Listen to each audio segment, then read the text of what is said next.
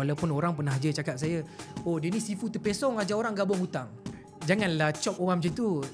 Keadaan orang berbeza-beza. Kau mungkin tak pernah rasa susah, sebab tu kau boleh cakap macam tu. Orang yang suka buat hutang ni, dia macam ada pattern. Dia macam ada, macam aku dah boleh agak dah, kau sebenarnya datang jumpa aku ni, kau akan jumpa aku lagi. Dah boleh ramal lah. Ya, dah boleh ramal dah. Kan, dah boleh tilik dah. Tengok muka dah tahu dah.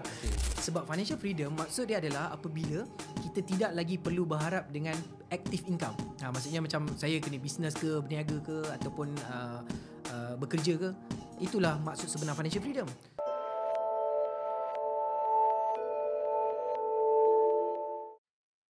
Assalamualaikum warahmatullahi wabarakatuh. Selamat datang ke podcast Di Sebalik Sampul.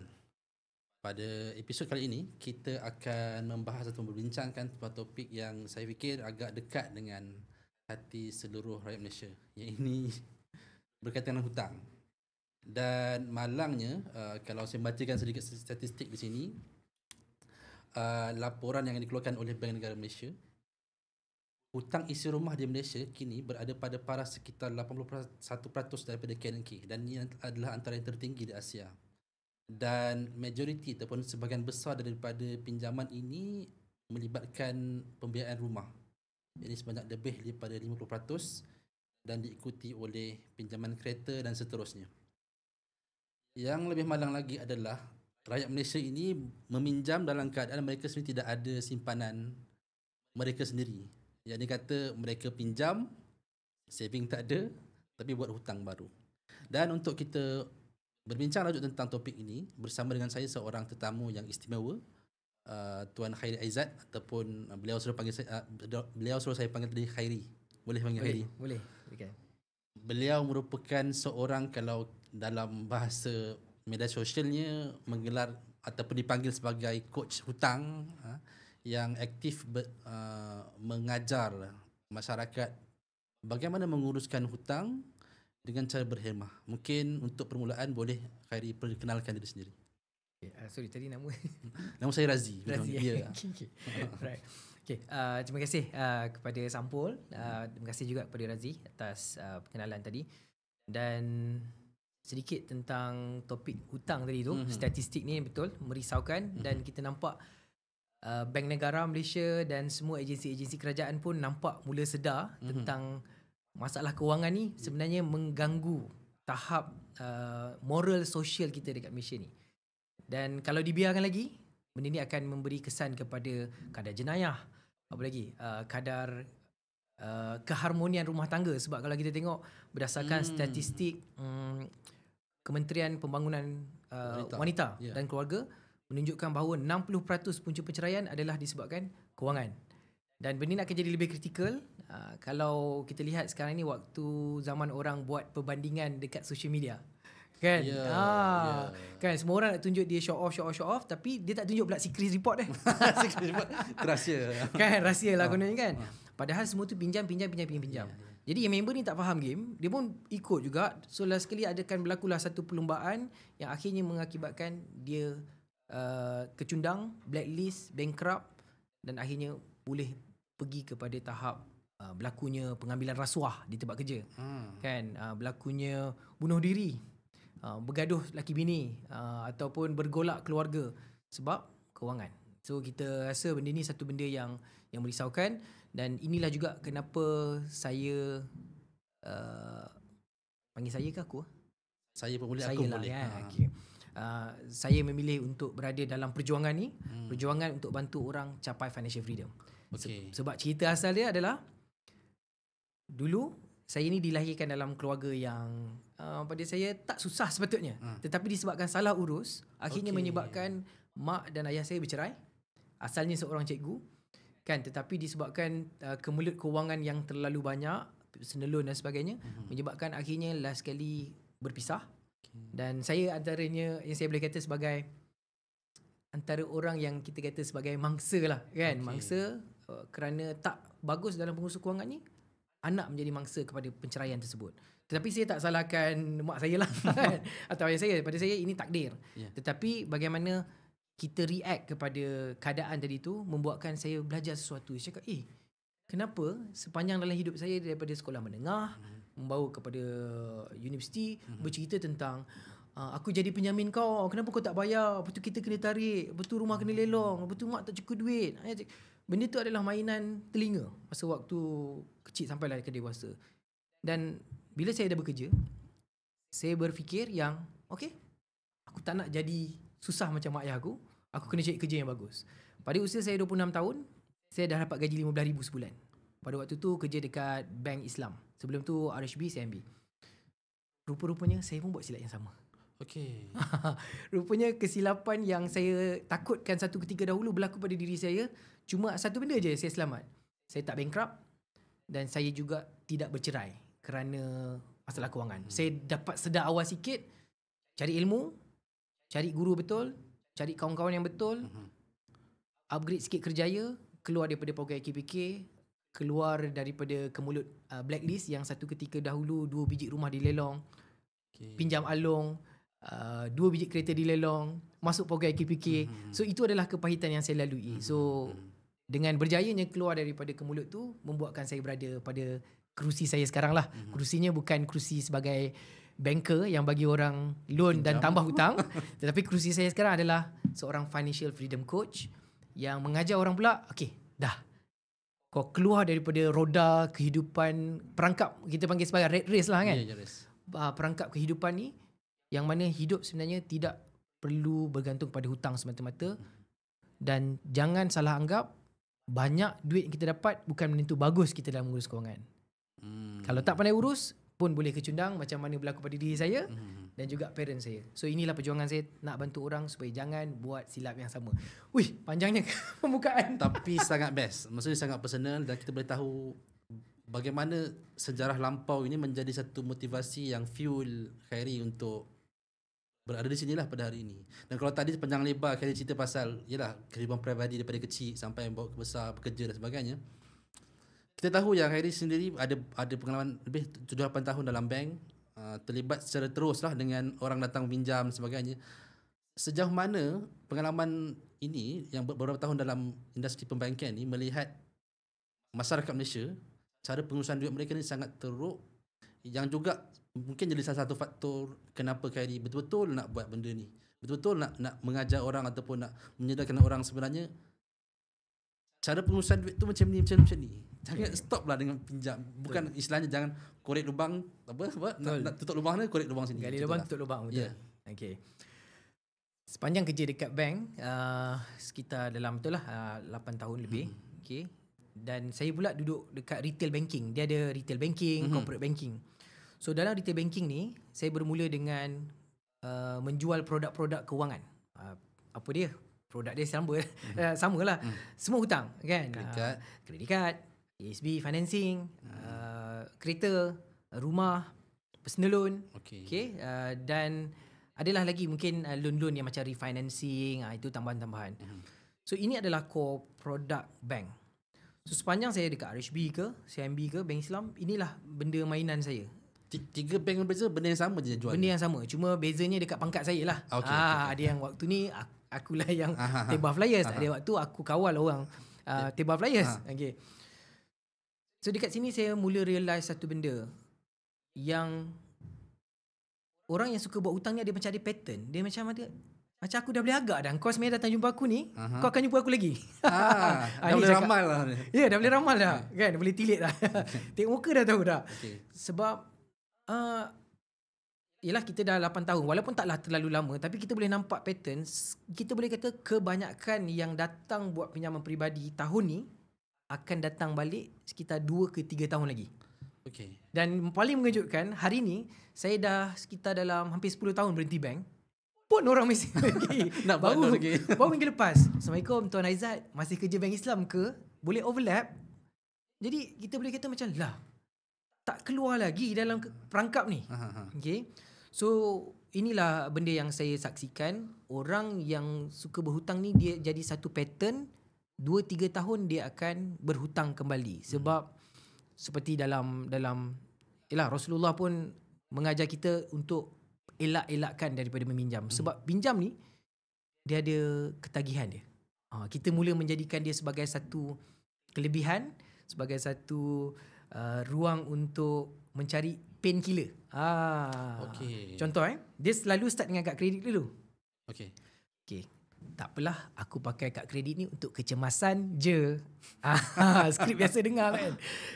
Simpan kat wallet. Tapi apa yang berlaku adalah setiap kali kita pergi mall, setiap kali kita scroll kat Facebook ke IG ke TikTok ke, kita akan nampak peluang-peluang keemasan yang menjadikan itu satu kecemasan. Kalau guna kad kredit dapat diskaun 20%. Kalau ni ambil ada easy payment plan, zero interest.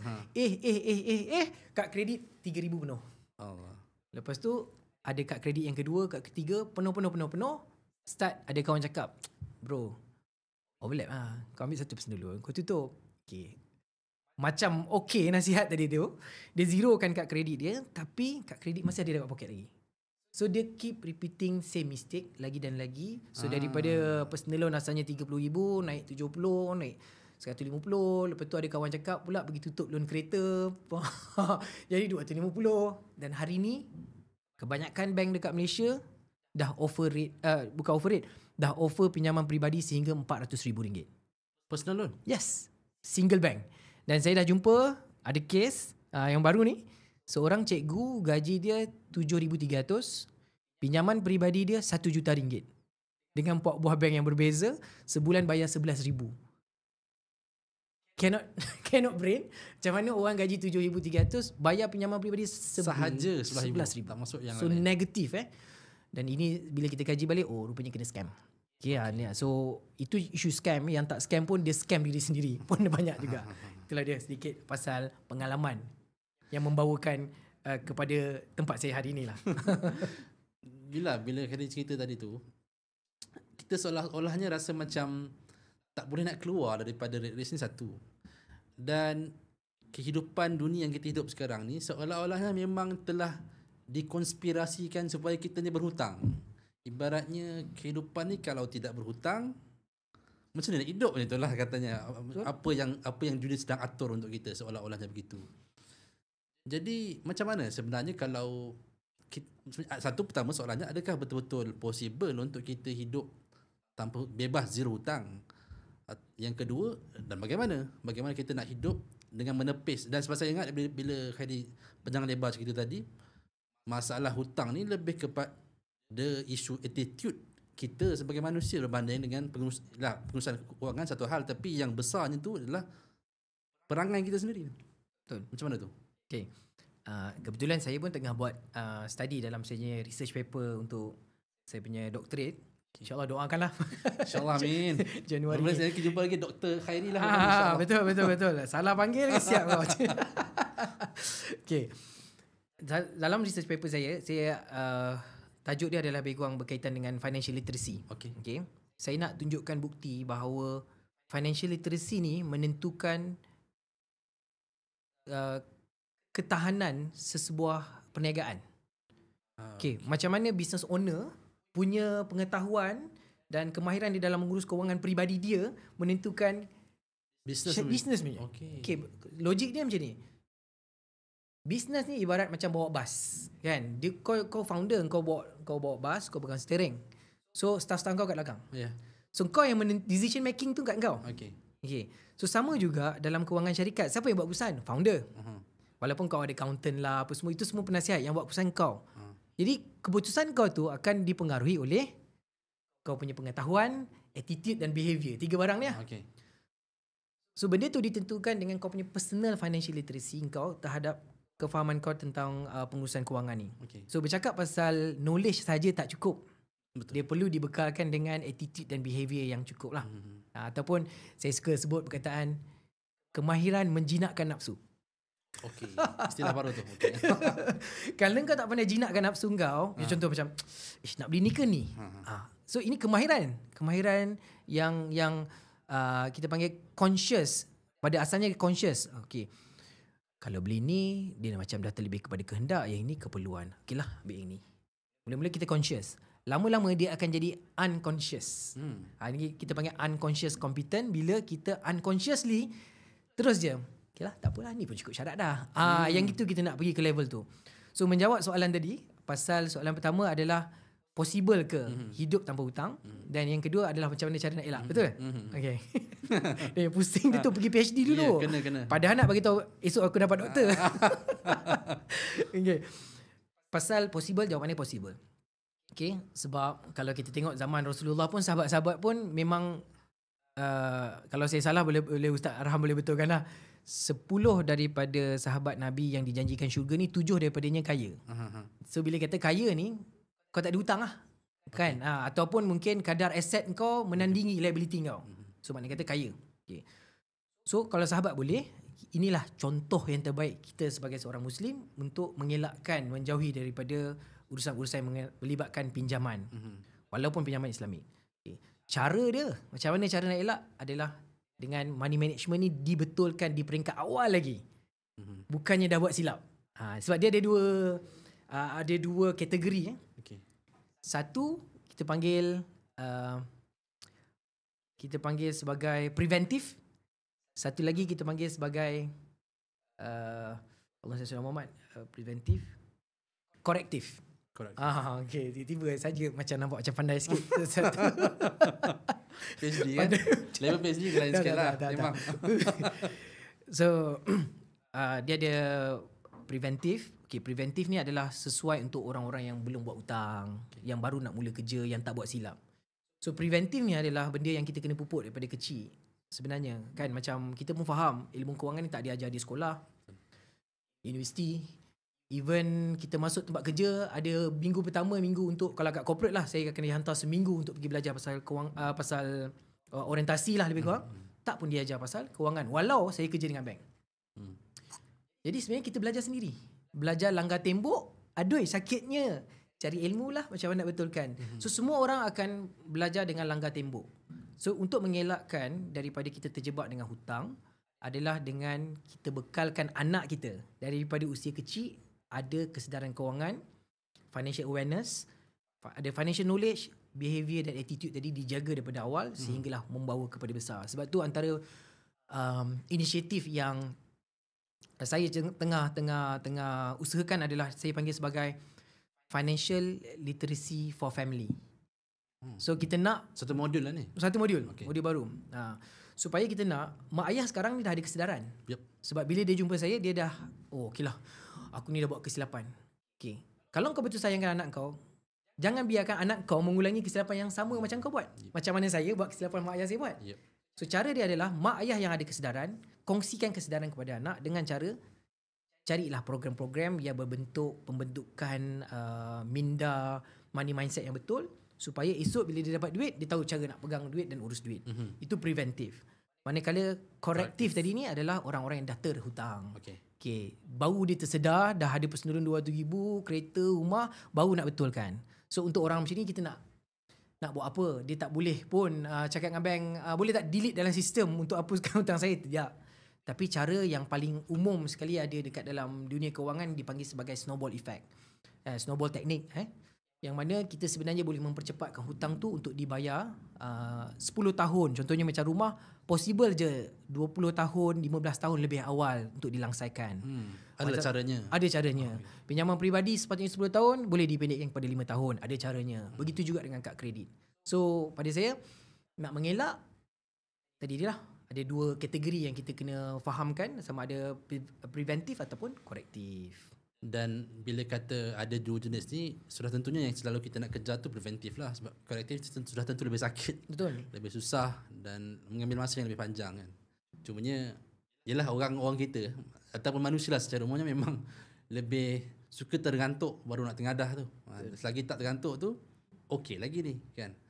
So maknanya, situ kita nak faham, walaupun dalam keadaan kita hidup dalam dunia ni memang dari semua arah kita ditujah ataupun disajikan dengan produk-produk yang boleh orang kata apa, menggadaikan masa depan kita tu lah, maknanya dengan hutang tu. Betul.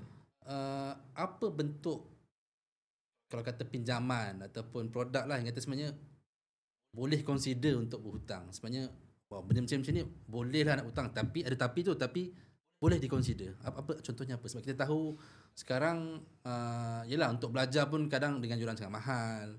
Mungkin rumah tak cakap lah, rumah dan kereta sebagainya. So apa jenis produk yang kita sepatutnya boleh consider untuk berhutang, tapi ada tapinya. Okay.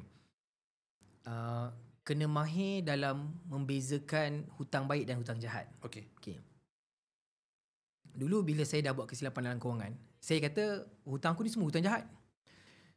Lepas tu saya pun buat full settlement, saya dah keluar fikir, saya dah zero debt. Memang tak ada hutang langsung dah.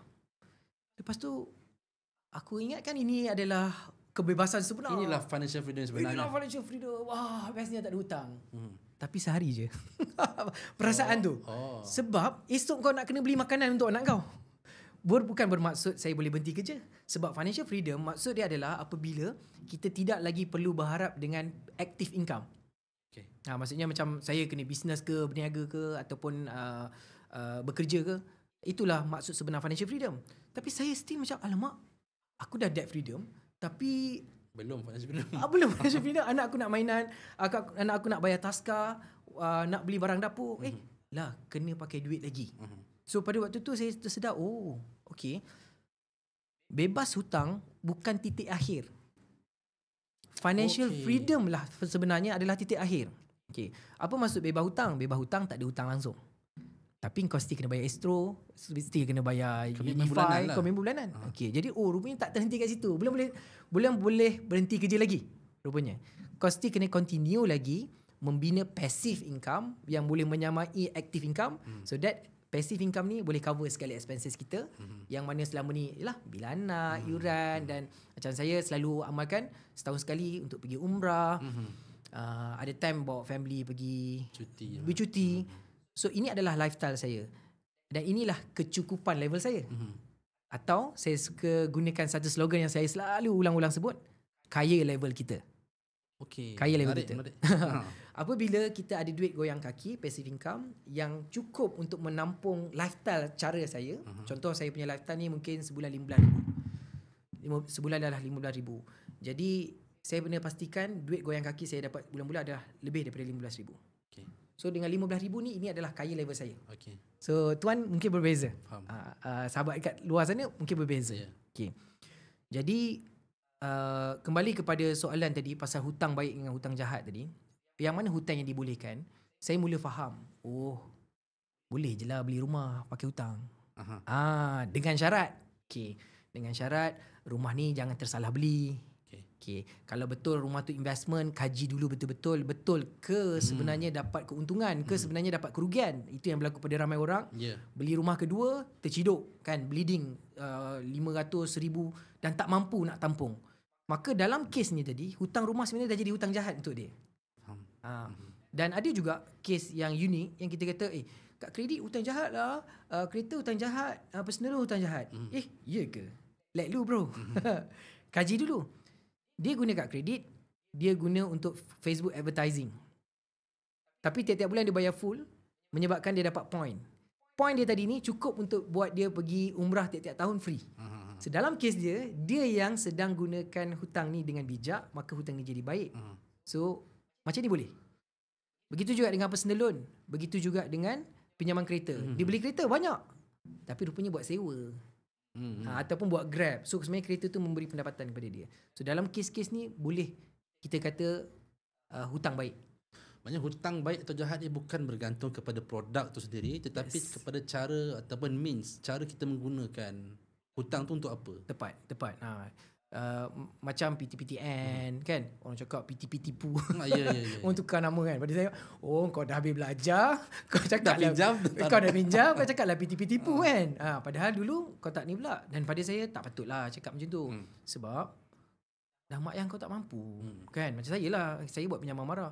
Dah mak ayah saya tak mampu, ambil lah pinjaman kan. Kerana dengan asbab pinjaman saya dapat kerjaya saya dengan baik. Betul. Jadi sebenarnya bila hutang tu boleh memberi pendapatan, maka dia jadi hutang baik. Dan kepada anak-anak muda yang sekarang ni kita tengok buy now pay later, BNPL. Saya tukar nama, bahagia now pahit later. So siapa yang ada kad debit sekarang, walaupun dia tak bekerja pun dah boleh ambil dah BNPL ni. So saya nak sarankan kepada anak-anak muda, boleh Dengan syarat fikir adakah hutang tu memberi pendapatan kepada kita dan teruskan. Tapi jika dia memberi kesan kepada kehidupan kita yang lebih menderita, elakkan. Macam tadi Tuan cakap, saya sangat setuju. Sebenarnya orang yang meminjam sebenarnya sedang menikam masa depan dia. Dia sedang meminjam diri dia pada waktu depan. Dan lebih worse ada interest. Iyalah tu. Maksudnya dia bukan saja, ialah maksudnya masa depan dan interest tu lah bertambahan. Itulah dia. Sebab saya rasa benda ni penting untuk kita sedarkan masyarakat. Sebab tadi Tuan cerita di awal, yang sebagai seorang banker lah katakan, dengan gaji RM15,000, saya percaya dengan gaji RM15,000 jawatannya tu pun agak tinggi lah dalam bank, pun terciduk dengan masalah kewangan.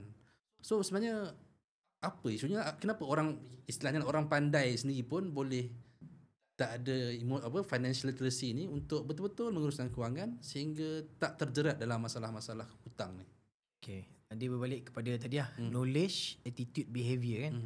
Ada orang macam saya lah, orang tu saya lah, knowledge pun tak ada, attitude, behaviour lagi lah bersepah. Mana sebagai seorang banker pun knowledge tak ada, tak ada. Okay. Saya pergi training tu, dihantar training untuk ajar orang buat hutang je. Menjual saja. Menjual saja. Kan saya bukan diajar tentang personal financial literacy, tak ada.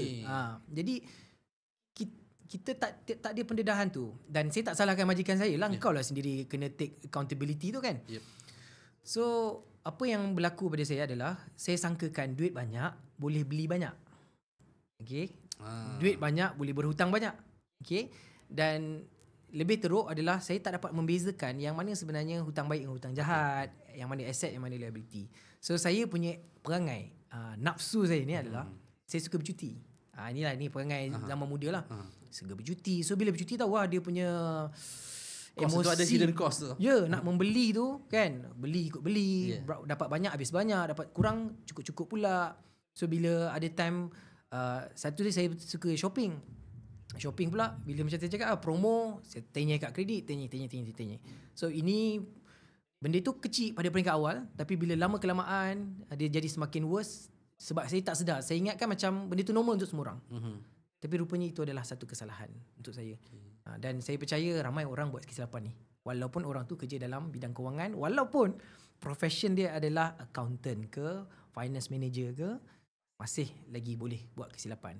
Satu fasa, knowledge tu sendiri tak ada. Dan memang kau akan buat very big mistake. Tapi ada pula orang yang dah ada knowledge. Okay, dah ada knowledge tapi rupanya tak cukup pula, behavior, attitude tak ubah. Dan ini satu fasa lagi yang lain, yang mana dia dah tahu tapi dia masih buat kesilapan yang sama. Pada saya yang ini dia lebih kepada pilihan sendirilah. Kau pun dah dewasa, kau pun boleh fikir, kau buat keputusan tu, kau kena tahu consequences dia apa. Sebab saya selalu pesan kepada saya punya peserta-peserta, saya cakap macam ni, when you say yes now, you say no later. Kau cakap okey lah, tak apalah, belilah, pinjam pun pinjam lah, angkut je lah. Yes, kau dapat benda tu sekarang. Tapi kau sedang say no pada masa akan datang. Bila anak kau nak minta, bah, nak masuk belajar ni, ada dapat peluang nak masuk kat sini, Al-Azhar contohnya, kena keluar duit banyak kan. Alamak, abah tak ada lah duit tu. Kenapa tak ada? Kaji balik. Sebab tak ada simpanan. Kenapa tak ada simpanan? Sebab komitmen tinggi. Kenapa komitmen tinggi? Sebab dulu abah buat pinjaman peribadi dulu. Sebab nak beli bla bla bla, benda yang tak perlu ataupun benda yang kehendak. So itu yang maksud saya, when you say yes now, you say no later. Tapi yang kita kena ubah, say no now then say yes later. InsyaAllah kita sedang memberi satu jaminan kehidupan yang baik untuk anak-anak kita. Menarik tu.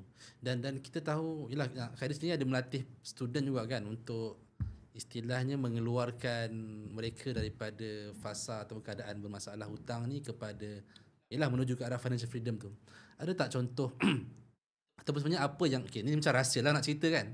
Boleh share lah. Apa benda yang kalau kata ubat attitude ni yang betul-betul ditekankan dalam kelas Khairi supaya mereka ini betul-betul boleh akhirnya bebas hutang tu lah. Maksudnya bukan sekadar semata-mata Khairi share ilmu, knowledge dalam kelas ataupun bersama dengan student, tapi juga apa bentuk attitude yang kata kau kena ada macam ni. Kalau tak, aku ajar macam mana pun kau memang tak boleh keluar daripada hutang. Sampai bila-bila. Okay. Wow. Okay. Yang pertama sekali saya ambil baru ni 2 hari lepas saya joint convention dakwah lah. Disampaikan oleh Habib Ali Zainal. Okay. Kalau salah mohon betulkan. 3 benda yang boleh mengubah diri kita untuk jadi orang lebih baik adalah yang pertama, sebenarnya pembelajaran tu bermula dengan di rumah. Keluarga tu sendiri sebenarnya yang membentuk seseorang punya kepribadian, karakter. Kedua, sekolah, tempat dia belajar. Ketiga adalah surrounding dia. Dia punya, dia panggil apa? Bi'ah dia. Oh, betul. Oh, tinggi sangat tu.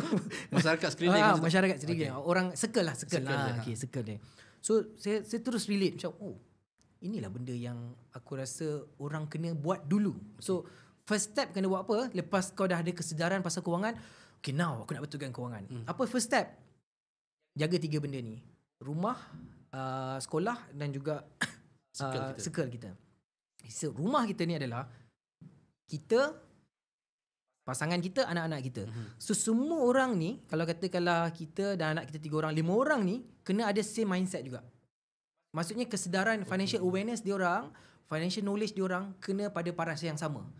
Okay, yang sekarang ni abang nak ubah kewangan kita. Okay. Abang dah sedar, dah pergi kelas KA. Promosi sikit. Dah pergi. Dah pergi, abang dah sedar. Okay. Sekarang ni kita dah buat silap rupanya. Abang baru sedar. Kenapalah abang tak join kelas ni dulu? Okay, yang sekarang ni kita kena betul-betul sama-sama faham benda ni. So, jom kita berguru dengan orang yang sama. Okay? Ataupun mungkin saya tak suruh datang kelas saya, tapi yang penting ilmu tu kena sama. Faham. Okay. Macam kita cakap kiblat lah. Kan? Seorang kiblat sana, seorang kiblat, kau nak pergi mana ni? Tak jadi. So, dia kiblat mesti sama. Okay. Satu soft. Okay. So, bila kiblat sama, semua faham, understanding, financial awareness sama, financial knowledge yang sama, baru kita boleh samakan financial attitude dan financial behaviour dia. Okay. So, itu dekat rumah. Bila dekat rumah align, baru cakap, bang, nak order panda ke nak masak ni? Yang awak lupa ke? Kita dah bincang ni. Kita bincang ni. Pap, dia realign balik. Okay. Siapa cakap bang nak kena jimat? KA. Dia petik nama cikgu dia. Supaya kadang-kadang kita suami isteri ni kita tegur, walaupun lakinya adalah orang finance sekalipun, tak jalan juga isteri. Kan? Sebab tu dia sometimes communication ni perlu ada third party. Kan? Orang yang sama-sama respect. Respect, betul. Okay. So, kita dah selesaikan masalah rumah. Sekolah pula. Okay. Sekolah pula adalah tempat kita belajar. Dulu masa kita sekolah.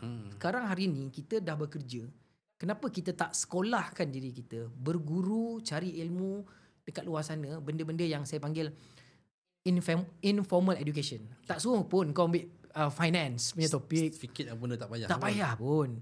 Cuma kau kena ada guru banyak. Guru-guru kewangan kat Malaysia ni banyak. Cari satu yang kau nak kiblatkan. Faham. Bahaya nak nanti kena kena kecam ni. Yang kau nak jadikan sebagai paksi. Macam okeylah aku banyak setuju dengan cikgu ni lah. So yang kita follow apa yang cikgu ni cadangkan. Contohnya macam saya punya formula dalam nak membetulkan kewangan adalah formulanya RSI. Restructure kewangan dulu, save, invest. Ulang benda ni sampai financial freedom. So bila ada understanding yang sama, disekolahkan dengan kefahaman yang sama, maka melaksanakan bersama-sama. Okay. Keluarga selesai, sekolah selesai, dan last sekali adalah surrounding kita. Most of the time sebenarnya kita bukan ada masa dengan keluarga kita. Sebenarnya kat tempat kerja.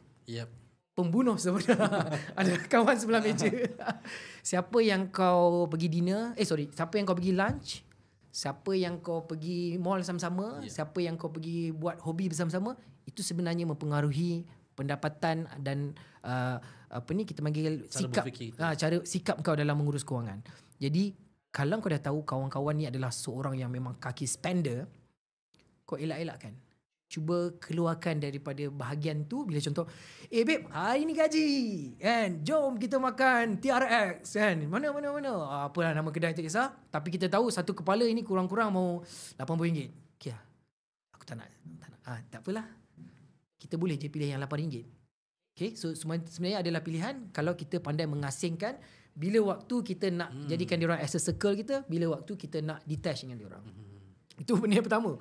Pertama pun dah 5 minit ni. Tapi best. Ni penting ni. Penting. Okay, saya nak connect sikit lagi. So itu yang pertama, yang ikut refer kepada apa yang Habib Ali Zainal sebut. Okay, dan ulang balik soalan tadi. Saya nak cuba on point. Maksudnya apakah bentuk ataupun yang tindakan betul tindakan yang kita kena buat untuk student-student ni. Okay. So Yang kedua, selepas kita dah betulkan ni, yang kedua adalah formula apa nak pakai. Sebab formula ni macam-macam formula ada. Saya punya formula adalah RSI. Tadi tu lah. Restructure, save, invest. So nak restructure apa? Restructure segala perbelanjaan kita. Duit keluar. Sebenarnya yang restructure yang saya sebut ni adalah restructure cash flow. Apakah itu cash flow? Cash flow adalah inflow minus outflow. Okay. Sentiasa kena doa dan cari jalan macam mana nak tingkatkan inflow. Dan sentiasa kena doa, cari jalan macam mana nak turunkan outflow. Okay. Contohnya outflow ni adalah bil-bil yang ada yang kita bayar, yang kita tolak autodidak dalam kita punya debit card ni. Print balik bank statement 3 bulan, duduk dengan lelaki bini, study. Bang, ini apa benda bang? Tengok, tak boleh kerendahkan. Contohnya, Netflix. Ini package nombor 7. Kita pun jarang buka lah bang. Kita buka satu device je. Ambil je lah yang RM43 contohnya. So dah ada RM20. Wifi bang, kita tak payah ambil tinggi-tinggi kan. Kat office dah pakai wifi. Abang punya data pun dah unlimited kan. Turunkan. So perbincangan yang perlu supaya kita boleh turunkan perbelanjaan yang bil-bil. Kita panggil sebagai fixed expenses. Lepas tu jangan lupa juga untuk zoom kepada hutang-hutang. Yang kita bayar rumah, kereta, kad kredit ni. Dulu masa kau ambil dulu 5 tahun lepas, memanglah rate rumah ni 4.5%. Hari ni saban tahun bank negara naik turun. Kau kena kira balik babe. Sebab dia ada effective rate. Katakanlah sekarang ni dah jadi 5.5. Dulu asalnya kau bayar 2,000, sekarang kau bayar 2,500. So apa yang kau kena buat adalah pergi cari bank yang menawarkan interest yang terendah sekarang. Sebab sekarang dapat je bank yang boleh bagi rate 4%. So daripada 5.5 turun kepada 4, so 1.5 besar. Kau boleh dapat balik 2,000 macam dulu yang kau rasa tu. So kau dah dapat RM500. Okay. So bila kau dah dapat kumpul lebihan cash flow ni, tadi bil-bil kau manage sikit dapat RM200. Hutang kau manage balik dapat RM500. So total RM700. So RM700 nak buat apa? Start menyimpan. Menyimpan pula, saya ada pula 3 tabung. Tabung sinking fund, financial freedom fund dengan debt freedom fund. Okay. Nak cerita tu nanti kena masuk kelas lah. Tu masuk kelas. Tu dibayar. Takkan semua lagi free lah tu. Okay. Tapi sedikit, sinking fund ni adalah perbelanjaan di bawah setahun yang kita selalunya akan korek dalam frekuensinya suku tahun, setengah tahun sekali. Iuran anak, servis kereta, bercuti, kecemasan-kecemasan kecil. Ini semua sinking fund. Dah nama pun sinking. Tabung tenggelam, tabung bocor punya. Financial freedom fund adalah lebih kepada long term punya investment, saving planning. Yang mana kau jangan korek. Dalam masa 10 tahun ni aku tak boleh korek. Ataupun dalam masa 5 tahun aku tak boleh korek. So kena simpan. Debt freedom fund pula adalah, kita kan ada hutang tadi. Kau kan dah bertaubat. So nak cepat bayar hutang ni, cara dia adalah dengan bayar hutang lebih. Sebab itulah nama dia debt freedom fund. Gunakan formula snowball tadi. Dia bukan, tabung tu bukan untuk bayar hutang. Tabung tu bayar hutang lebih. Yes, yang betul. Yang ni dah tolak hutang siap-siap dah dulu. Yes, on top of berapa yang kau dah bayar sekarang, bayar lebih. Okay. So dengan adanya 3 tabung ni, kau lebih terurus sikit apa benda yang kau nak capai tu. Kita panggil sebagai ada purpose yang jelas lah. Tabung ni tujuan untuk apa, ini untuk apa. Ini yang berlaku pada ramai orang. Saya panggil tabung segalanya. Tabung segalanya ada macam ni. Abang selalu simpan kat mana bang duit? Tabung haji. Okay. Bang, jom pergi cuti, mana nak ambil? Tabung haji. Bang, pergi umrah? Tabung haji. Ada kecemasan ni, mak ni, tabung haji. So everything tabung haji. Sampai hari ni kau buka tabung haji kau, tinggal 1,300 je. 1,000 berapa? Yang minimum 1,300 kan. Bang, ni ada lagi bang. Tak boleh. Nanti kan untuk haji tak lepas. Itu pun kalau boleh nak korek. Jadi point dia adalah bila kita tak faham purpose, kita akan saling korek-mengorek. Ni kita panggil sebagai self sabotage. Okay. So tadi R dah selesai, S dah selesai, I pula. Investment adalah satu kemahiran yang penting untuk mereka yang nak capai financial freedom. Ada orang akan invest kepada property. Ada orang kepada saham, kripto, FCPO. Tak kisahlah, lantak kau lah nak pakai apa pun. Pendapat saya adalah macam ni. Jangan ikut orang. Ikut kemampuan kau. Okay. Belajar, pergi belajar. Semua pergi belajar.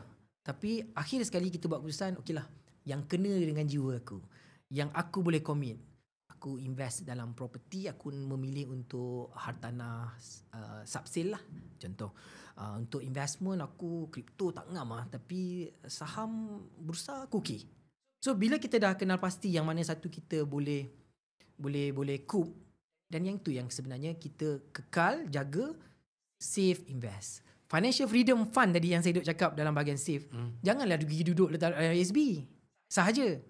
Diversify kepada tempat-tempat yang moderate risk, yang agresif, supaya kita boleh dapat annual return tu secara overall portfolio kita sekitar dalam 10, 15, 20, bernasib baik lagi kita boleh pergi sampai 30%. So dia mempercepatkan sebab pada saya investment ni adalah tools untuk menjadi booster, turbo kepada mempercepatkan perjalanan kita capai financial freedom. Contoh, orang biasa hanya tahu ASB. Dia kena simpan sampai 1.2 million baru boleh dapat dividen 60,000 setahun, iaitu bersama dengan RM5,000 setiap bulan untuk cover dia punya expenses kaya level kita. Golongan A.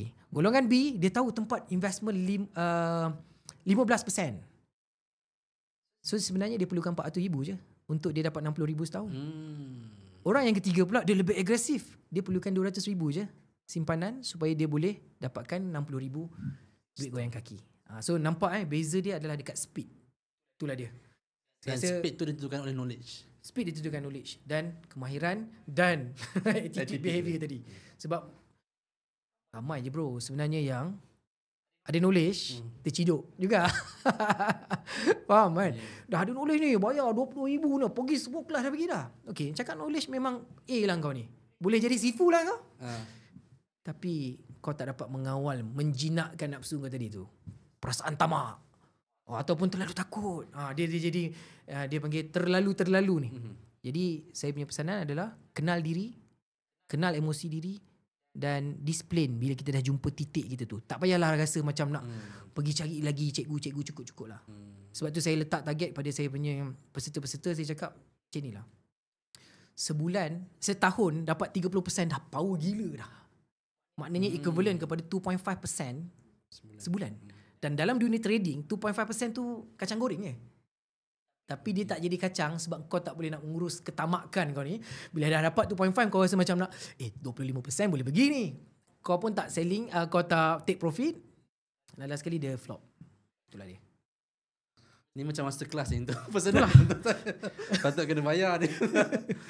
Sebab saya rasa benda ni dia satu ilmu emas lah kot, yang tadi pun Khairi cakap di awal, macam tak diajar langsung dalam sistem pendidikan kita. Daripada kecil lagi, bahkan sampai ke universiti pun kita tak pernah dedahkan dengan skill kehidupan lah ni, yang paling asas iaitu pengurusan kewangan, yang akhirnya menyebabkan banyak masalah-masalah dunia hari ini, personal lah, manusia keseluruhannya itu adalah sekitar disebabkan oleh kewangan. Tadi cakap lah tentang suami isteri bercerai pun sebab duit juga, berjenayah pun sebab duit juga, dan banyak lagi masalah-masalah sosial lagi yang lain yang disebabkan ataupun berpunca daripada tak pandai nak menguruskan duit. Kalau tadi dah cakap dah sikit pasal credit card, buy now pay later, menurut mazhab KA sendiri apakah hukum menggunakan credit card? Minta fatwa menggunakan credit card, dan kalau boleh tu macam mana nak guna sebenarnya, yang cara berhemahnya lah, cara KA lah katakan. Okay. Kad kredit ni dia dicipta, bank cipta benda tu untuk nak perangkap kita supaya dia boleh dapat fast money. Sebab dekat bank, produk paling bank gemar sekali adalah bagi kad kredit sebab fast return. Bulan ni pakai, bulan depan aku dapat balik duit aku. Kedua yang bank tak suka sikit adalah personal loan. Lagi dia tak suka kereta, lagi dia tak suka rumah sebab 35 tahun baru balik dapat duit dia. Nampak game bank Okay. So bila benda tu fast return, bank memang agresif gila bro. Sebab tu kita pergi kat mall, kan, satu counter bank tu boleh duduk 8 orang, bagi bag, bagi power bank macam-macam, dan kalau pergi IOI tu kau boleh dapat ada 4 spot booth banker tak payah kat mall, saya dekat isi minyak Petronas pun ada assessment account. How aggressive they are. So point dia adalah kalau kita nak cakap dari sudut bank memang agresif promote, itu namanya tindakan menggoda. Kita pula kena ada iman. Ini cakap pasal mazhab tadi. So bila cakap mazhab saya adalah, pertama sekali kena betulkan kita punya iman. Iman tu, knowledge kau as a whole dalam financial literacy tu kena ada dulu. Baru kau boleh ada iman tadi ni. So iman dalam apa? Dalam menjinakkan nafsu. Supaya kau tahu bahawa benda ni perlu ke atau tidak untuk aku. So dari sudut consumer pula, sebagai orang yang bakal dinoda tadi yang menggoda, ini yang ternoda. Sebenarnya pendapat saya adalah kad kredit sebenarnya sesuai untuk orang yang memang dah ada duit. Contoh kau dalam simpanan kau dah ada 15,000. Lepas tu ada orang offer kad kredit 3,000. Okey lah untuk kau, tak ada hal lah. Sebab kau ambil 3,000 tu bukan pasal kau tak ada duit. Pasal kau gunakan bank punya facilities tu untuk ada benda-benda yang kau rolling, hujung bulan kau bayar balik full 3,000. Okay. So kau dapat point. Bank tak dapat telan interest kau, kau pula dapat point. Yang point itu katalah equivalent kepada like RM300 sebulan. Patutnya bank tak suka orang macam ni. Bank cakap, ajar dia. Rugi aku pula. Aku sebenarnya nak buat, aku nak makan interest kat kau RM300 kan. Ini pula kau pula makan aku punya point RM300. RM300 dalam 12 bulan dah ada RM3,600. So bank tak zero profit. So dalam kes ni dia bijak. Dia ada aset 15,000, dapat pula benefit kepada 3,600 punya value. Okay. Orang macam ni bijak, orang macam ni dibolehkan untuk pakai kad kredit sebab dia ada kemampuan pakai kad kredit. Hukumnya dibolehkan untuk kamu ni. Dibolehkan. Sila. tambah lagi. Okay. Sebab kau masih lagi berada pada paras aset kau menandingi liability kau. Okay. Cuba kita reverse keadaan pula. Kau ni dah letak di simpanan. Pakai kad kredit untuk tabungan kecemasan. Jam. Inilah yang berlaku pada ramai orang. Bila kad kredit dijadikan sebagai, tak apa, abang ada kad kredit ni, cuma pergi beli barang keperluan dengan menggunakan kad kredit. So hutang. Kad kredit tu penuh, kita pergi tenyeh lagi kad kredit yang kedua pula. So negatif. Tapi KA faham. Okay? Sebenarnya bukan dia pilih saja-saja pun untuk nak guna kad kredit. Okay? KA juga pernah berada dalam fasa tu. Fasa yang mana tiba-tiba isteri teringin mengidam, ni anak kan, mengidam, bang, teringinlah nak minum teh ais. Korek duit shilling bro. Dalam kereta korek. Yang tak cukup. Aduh, cerita pun nak nangis lah bro. Yang tak cukup yang. Nanti esok abang cuba. Sedih bro. Anak nak beli pampers, susu anak, kau terpaksa pinjam. Bro, aku nak pinjam sikit lah. Sedih bro. So ada ketika dalam kehidupan kita yang kita memang dah terciduk, dah tersalah. Sampai satu tahap sekarang ni, aku tahu kalau aku pakai kad kredit ni satu kesalahan, tapi apa pilihan yang aku ada sekarang? Anak aku menangis ni nak susu. So kadang-kadang bro, terpaksa. Jadi pesanan saya kepada orang yang guna kad kredit dalam keadaan terpaksa, sebenarnya korang patut reset balik kewangan korang. Sama ada gunakan formula R balik. Kan? Nampak dia punya seeding tu kan? Gunakan formula restructure tadi. Restructure apa? Cubalah pindah-pindahkan hutang kau. Contoh, kad kredit boleh buat balance transfer. Sekarang ni 18%, turunkan bank kepada yang offer rate 0%. So bulan-bulan kau rendah. Personal loan boleh dipindahkan, rumah boleh dipindahkan. Kalau tak boleh juga, buatlah penggabungan hutang. Walaupun orang pernah je cakap saya, oh dia ni sifu terpesong ajar orang gabung hutang. Cakap relax lah, jangan janganlah chop orang macam tu. Keadaan orang berbeza-beza. Kau mungkin tak pernah rasa susah, sebab tu kau boleh cakap macam tu. So, pendapat saya penggabungan hutang boleh kalau betul strateginya dan kira-kiranya, bukan ikut rasa-rasa. Atau tak boleh lagi. Ada satu platform percuma yang confirm boleh buat. AKPK. Agensi Kaunseling Pengurusan Kredit. Memang tawarkan secara percuma. Saya baru jumpa orang AKPK minggu lepas. Cakap, kita orang welcome je sesiapa yang nak reset balik kewangan dia. Esok-esok 6 bulan, setahun kau dah okey, kau boleh graduate, kau boleh keluar daripada program ni tanpa perlu buat pembayaran penuh.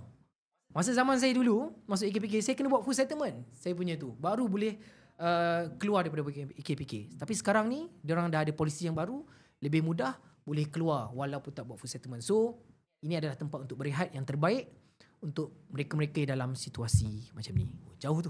Boleh cerita tak AKPK untuk orang yang tak tahu tentang kewujudan AKPK dan yalah, maksudnya apa ada kriteria ke dan macam mana nak masuk ke, dan bila dah masuk ada halangan apa isunya dah masuk keluar ni apa benda itu. Okay. Sebelum nak pergi ke AKPK, lebih baik pergi ke KAPK. Biar KA tolong fikirkan. Okay. Kan? Okay. Tu gurau. Tapi sebenarnya macam betul. Sebab at least kadang-kadang orang yang pergi AKPK ni sebab dia tak ada pilihan. Sebab dia macam, oh ini je lah jalan yang aku ada. Sebab kebetulan dekat tempat kerja dia pegawai dia panggil orang AKPK bagi penerangan, dia pun dengar okey AKPK. Okay. Sebab dia tak nampak pilihan. Sebab tu kalau boleh pergilah menuntut ilmu dulu dengan mana-mana guru-guru kewangan ke buku ke, tengok pilihan. So bila ada 4 pilihan baru pilih. So kita takkan ada rasa penyesalan kemudian hari. Kembali kepada soalan tadi, apakah syarat-syaratnya ataupun cerita di balik tabir Okey. AKPK ni diwujudkan untuk memberi, nama ni pun counselling. Okay. Tujuan dia adalah untuk memberi kesedaran kepada mereka yang belum buat silap, preventif. Buat silap, belajarlah dengan dia orang. Tapi jujur saya cakap, saya rasa mesej dia orang tak sampai dekat saya. Okay. Macam saya belajar kewangan bukan daripada AKPK. Maknanya dia orang cuba tapi tak sampai. Tak apalah, itu perjuangan dia orang. Tapi satu lagi perjuangan dia orang adalah korektif, di mana dia bantu orang yang dah problem. Okay. Dulu asalnya dia bantu individu, sekarang dia expand, dia bantu juga SME. Business lah. Okay, business yang mana yang ada hutang-hutang ni boleh juga. Okay. So kata kalau saya as a individu, saya berminat nak dapatkan bantuan AKPK, benda step pertama adalah boleh je layari dekat dalam laman web dia, atau pada saya, pergi je lah bro. Office dia. AKPK tu kan, jumpa pegawai dia depan-depan, advisor dia, sekarang ni saya nak tanya pendapat lah. Ini secret saya punya pendapatan macam ni, saya okey je bayar hutang saya, tapi wife saya berhenti kerja, jadi saya hutang dia pun saya terpaksa bayar. Ni saya bawa sekali wife saya. Jadi macam mana saya nak restructure? Boleh tak cik explain dulu? So dia akan explain, dia akan cadang buat macam ni. AKPK akan berhubung dengan bank kita untuk cakap, hello bank, Mamat ni dah tak cukup duit nak bayar ni. Kalau dia blacklist, kau pun tak dapat duit kau. Sekarang ni kau nak tak nak, kau kena bersetuju untuk rendahkan bulanan dia. Bank pun akan fikir, macam mana aku nak rendahkan? So bank terpaksa implement 2 perkara. Satu, dia akan rendahkan kadar interest. Contohnya kalau personal loan sebelum ni mungkin rate 12%, turun kepada 5%. Okay. Terpaksa. Yang kedua, bank akan panjangkan tempoh. Maknanya kalau tempoh sebelum ni pinjaman peribadi dia lagi 6 tahun, sekarang ni jadi 15 tahun. Jadi bulanan tu rendah. Nah, itulah kaedah yang diguna pakai oleh AKPK bagaimana dia bantu setiap peserta. Tapi pesanan saya adalah jangan culas.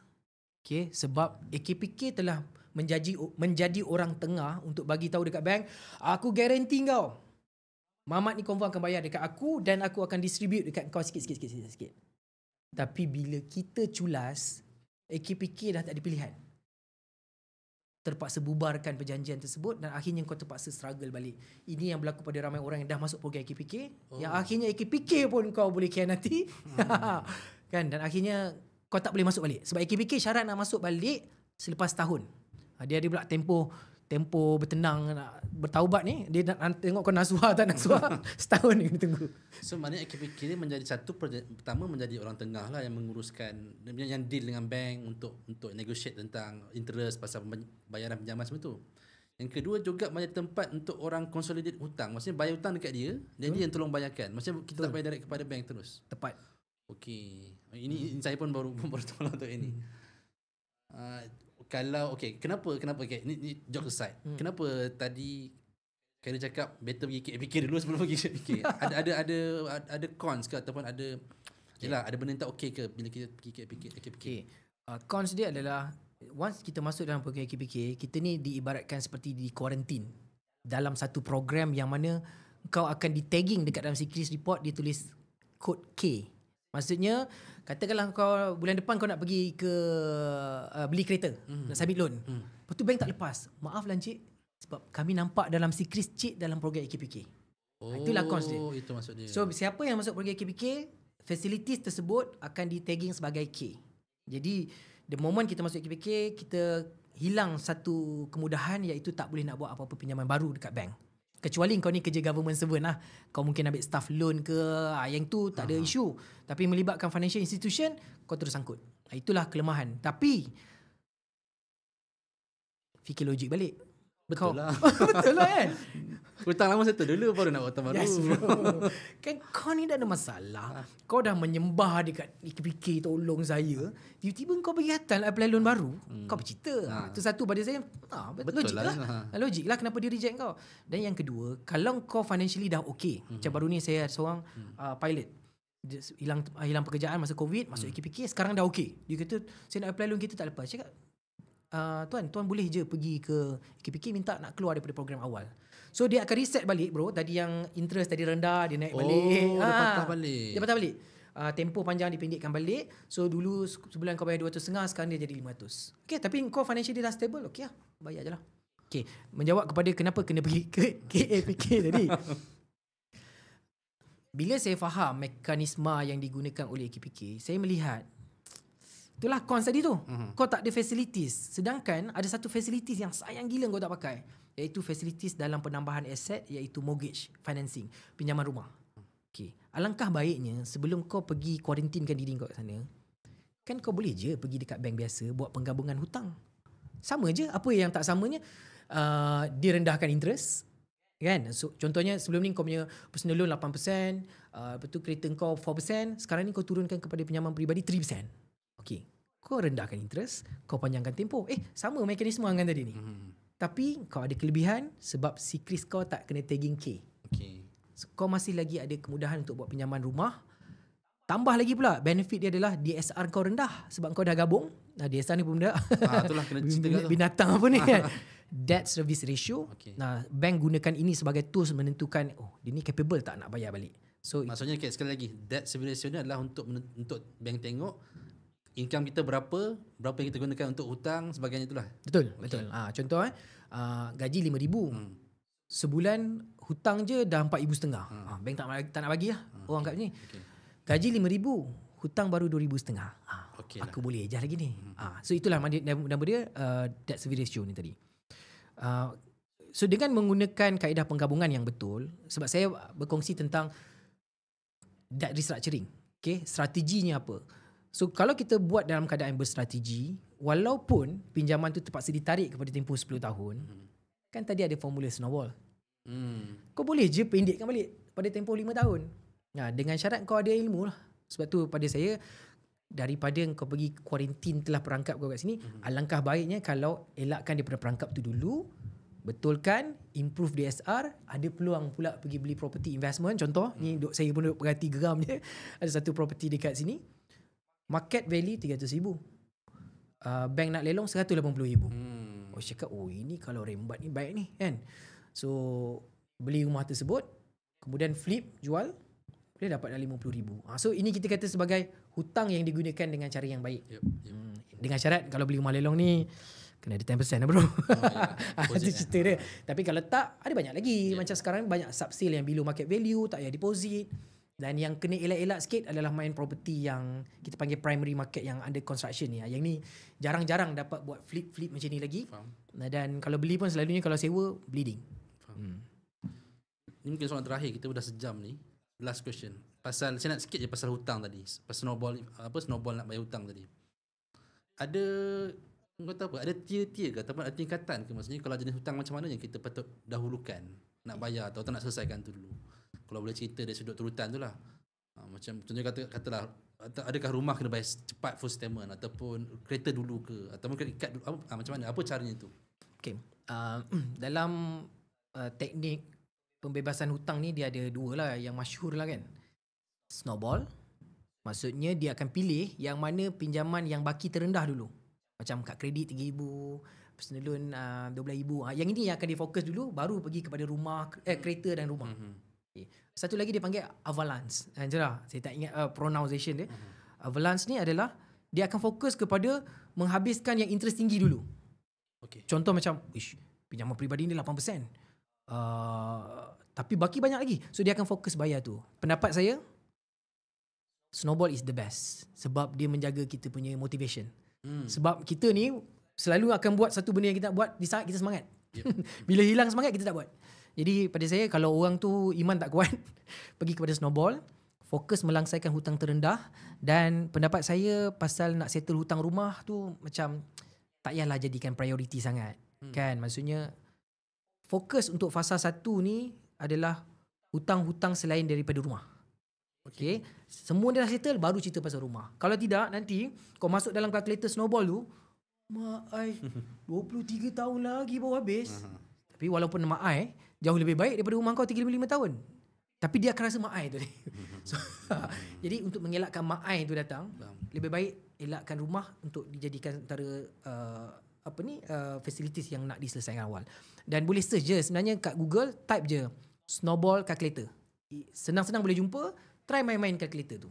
Maksudnya masukkan saja apa jenis hutang kita ada dan dia akan susunlah mana Dia yang menjadi beritahu. priority. Dia akan beritahu priority kan, dan dia akan beritahu kita dapat pay off earlier by berapa. Okay. Kita pun dah boleh project lah. Sebenarnya Project. kita boleh siap berapa dan kita boleh fokus pada next hutang pula. Betul bro. Saya rasa benda yang sejam yang sangat saya rasa macam personal class juga lah untuk saya sendiri. Terima kasih Kak Edi sudi meluangkan masa dan berkongsi banyak juga ilmu-ilmu yang baru, dan saya harapkan yang menonton dan mendengar podcast kali ini dapat juga manfaat. Promote sikit lah kan, kalau juga merasakan perlunya servis ataupun knowledge dan perkongsian sebegini dengan lebih dengan lebih dekat, masuklah KPK KFK KFK ada model-model tu kan yang disediakan untuk sebab saya ingat pengurusan kewangan ni basic dan sepatutnya semua orang ada accessibility kepada cara nak menguruskan kewangan yang betul. Selagi ni tak selesai, banyak masalah yang lain lah yang akan timbul di kemudian harinya. Sekali lagi terima kasih dan mudah-mudahan kita dapat jumpa lagi ke depan kalau kita ada ruang, insyaAllah.